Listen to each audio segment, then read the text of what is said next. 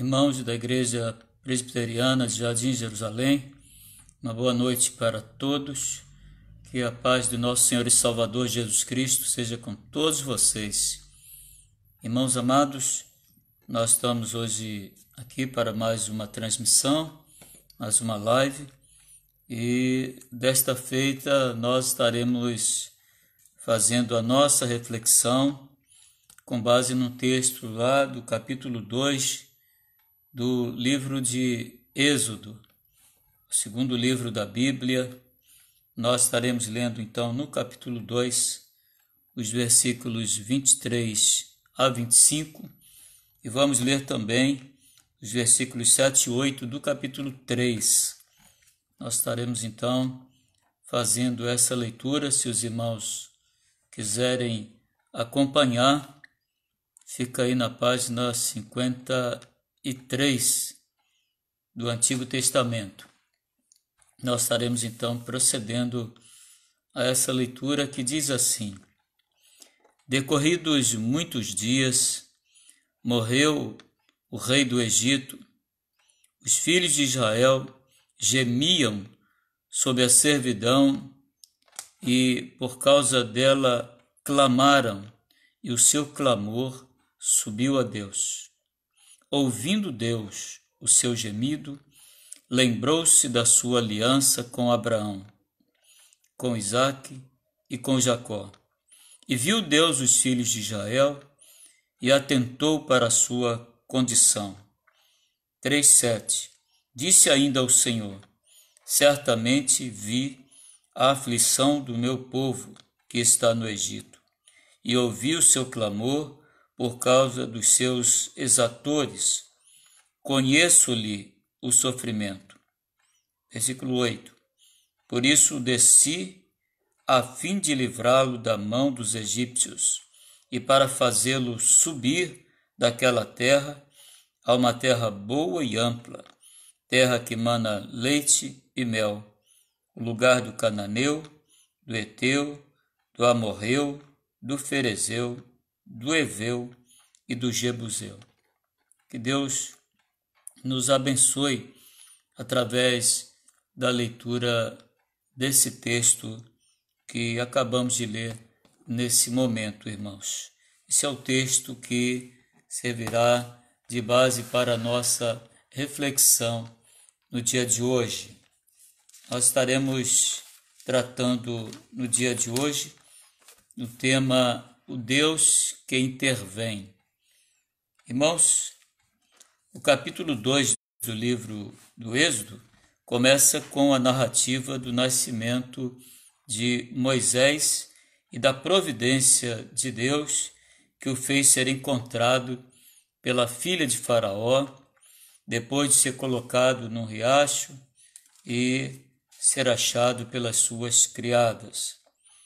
O texto do capítulo 2 diz que a primeira parte da criação de Moisés foi feito pela sua própria mãe, depois que a filha de Faraó pediu que a irmã de Moisés encontrasse alguém que pudesse criá-lo, e ele foi conduzido à sua própria mãe.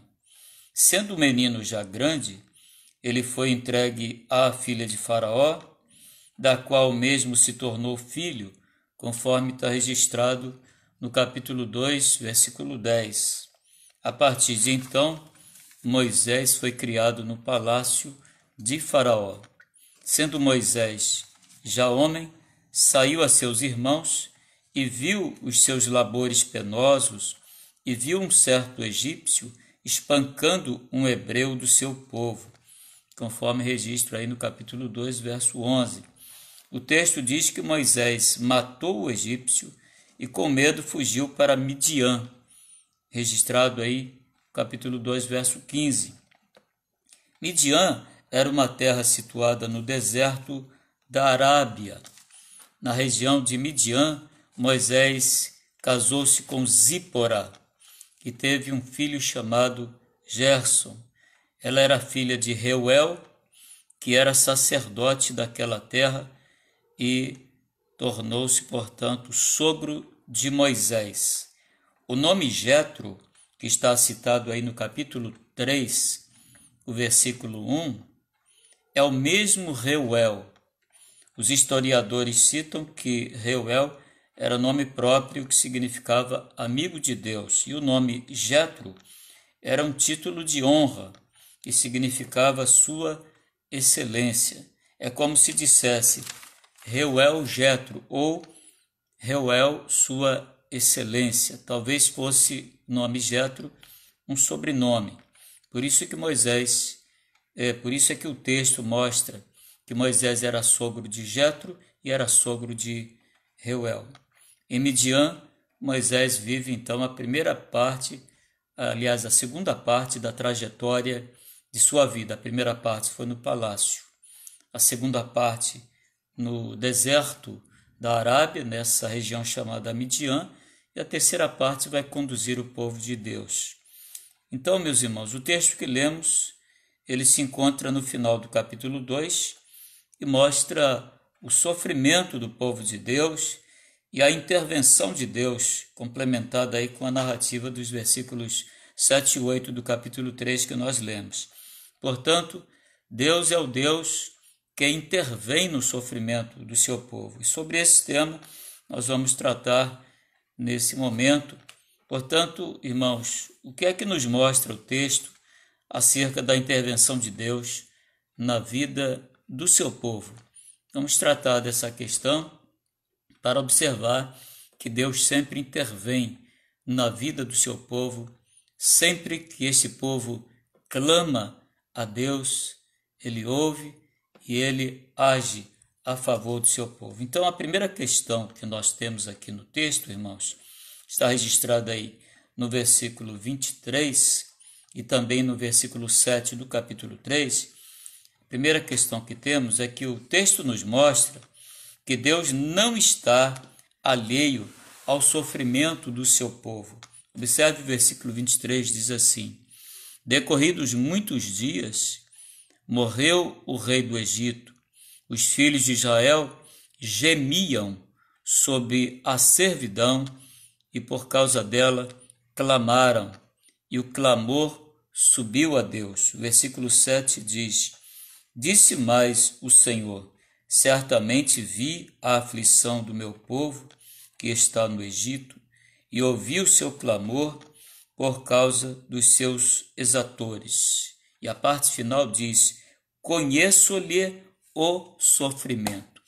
A parte final do versículo 7 do capítulo 3, então, reafirma essa questão: conheço-lhe o sofrimento. O texto, portanto, nos mostra que Deus não está alheio ao sofrimento do seu povo. Foram 430 anos de servidão e de trabalho forçado, de labores penosos para o povo de Deus, sob a mão pesada dos faraós do Egito. Portanto, irmãos, essa é a narrativa do texto, mas é também a narrativa da intervenção de Deus a favor do seu povo. Uma segunda questão que nós temos do texto, irmãos, é que o texto mostra que Deus ouve o clamor do seu povo. Nós vimos no versículo 23 que o clamor do povo de Deus subiu até Deus. Mas não apenas subiu. O 24 vai dizer que Deus ouviu o clamor do seu povo. E está registrado, assim está registrado: ouvindo Deus o seu gemido. Ou seja, o clamor não apenas foi conduzido, foi dirigido à presença de Deus, mas Deus efetivamente ouviu o clamor do seu povo, ouvindo Deus o seu gemido. Ou seja, o sofrimento pode levar a grande angústia o povo de Deus. O sofrimento pode levar a grandes crises emocionais do povo de Deus. Por isso o povo estava angustiado. Às vezes, irmãos, o sofrimento é tão intenso que o povo de Deus geme e Deus ouve o gemido do seu povo. Deus ouve, assim como ouviu a oração de Ana, que não era pronunciada da maneira comum, ela apenas balbuciava os lábios e Deus ouviu a sua oração, como ouviu agora o gemido do povo de Deus.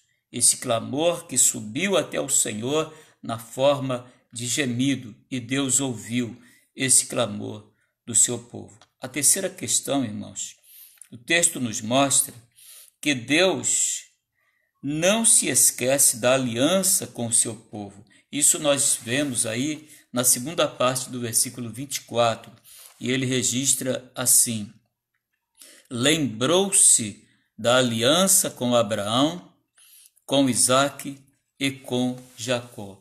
Lembrou-se da aliança com Abraão, Isaque e Jacó. Então o texto nos mostra que Deus não se esquece da aliança com o seu povo, como não se esquece das suas promessas para com o povo de Deus em todos os tempos. O texto é claro quando faz esta afirmação. Deus nunca esquece das suas promessas, como nunca esquece da aliança que tem com o seu povo.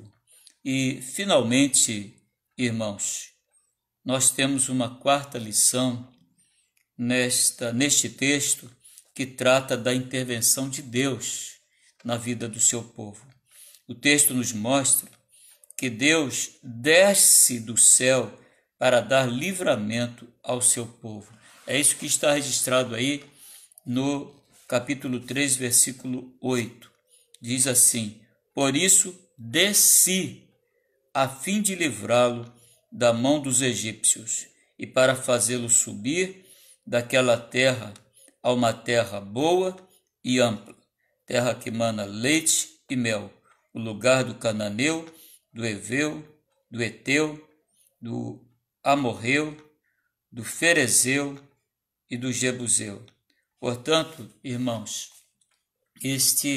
esta é a promessa de Deus, esta é a intervenção de Deus a favor do seu povo. Por isso desci a fim de livrá-lo da mão dos egípcios. Irmãos, estamos vivendo um tempo tão difícil como as outras pandemias que já tivemos.